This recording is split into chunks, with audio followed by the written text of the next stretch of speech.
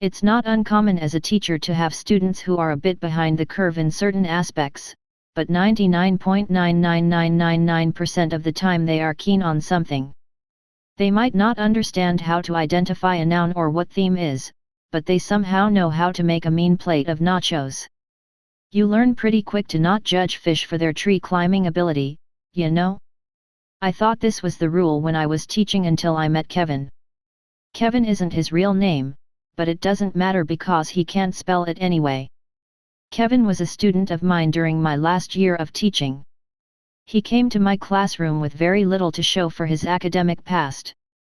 He had moved a few times and thus was missing a lot of typical test scores that we used to try and ballpark their ability.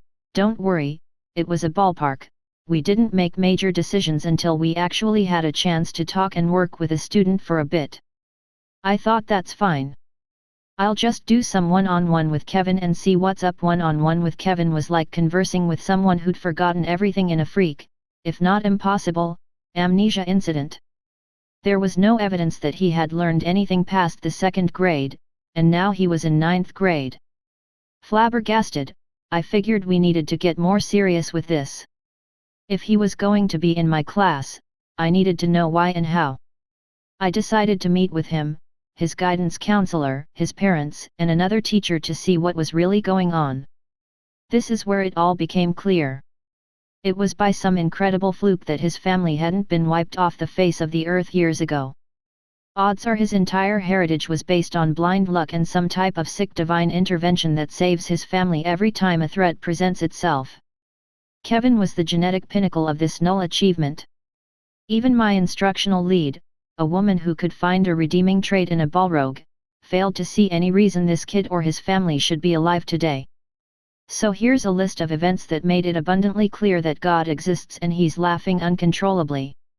Kevin frequently forgot when or where class was. On more than one occasion, I had to retrieve him from other classrooms.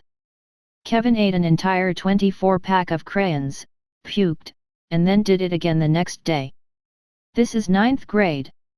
I have no idea where he got crayons. Kevin's dad wrote tuition checks and mailed them to me, his English teacher. This was a public school.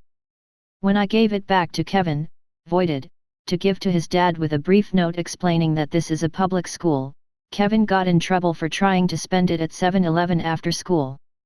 Kevin was removed from the culinary arts program after leaving a cutting board on the gas stove and starting a fire, twice. Kevin threw his lunch at the school resource officer and tried to run away. He ran into a door and insisted it wasn't him. Kevin stole my phone during class. I called it. It rang. He denied that it was ringing. Not that it wasn't his, not that he did it, no, he denied that the phone was actually ringing. He tried it 3 times before the end of the year. Kevin called the basketball coach a motherfucking bitch during gym. Basketball tryouts were that afternoon. Kevin tried out. It didn't go well. Kevin's mom could never remember which school he went to. She missed several meetings because she drove to other schools, none of which he ever went to. Kevin tossed himself in the neck before a football game. Kevin kept a bottle of orange Kool-Aid in his backpack for about 4 months. He thought it would turn into alcohol. He drank it during homeroom and threw up. Kevin say the N-word a lot. Kevin was white. The high school was 84% black. Kevin got beat up a lot.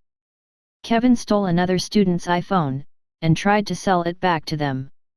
Kevin didn't understand that his grade was dependent on tests, quizzes, homework, classwork, and participation. Kevin finished his first semester with a 3% average. He tried to bribe me with $11. Kevin spit on a girl and said, "You should get out of those wet clothes." The girl was the Spanish student teacher. Kevin didn't know dogs and cats were different animals. Kevin tried to download porn onto a computer in the library, at the circulation desk, while he was logged on. Kevin asked a girl to prom, he was in 9th grade and freshmen don't go to prom, by asking for her phone number and then texting her his address. Kevin got gum in his hair, constantly. Kevin regularly tried to cheat on assignments by knocking the pile over, grabbing one before I had picked them all up, and then writing its name on it wherever there was room. Kevin had several allergies, but neither his parents nor he could remember what they were. They were very concerned that at the holiday party, it's high school, we don't have those, would have peanuts. When they finally got a doctor's note, he was allergic to amoxicillin. Kevin and his parents took a trip to Nassau. How the fuck did they even get airline tickets, and forgot all their luggage at home? I didn't believe him when he told me until I talked to his mom, who told me first thing when I saw her at the bi-weekly meeting. Kevin's grandfather apparently died in a chainsaw accident. I can only assume God was looking the other way that day.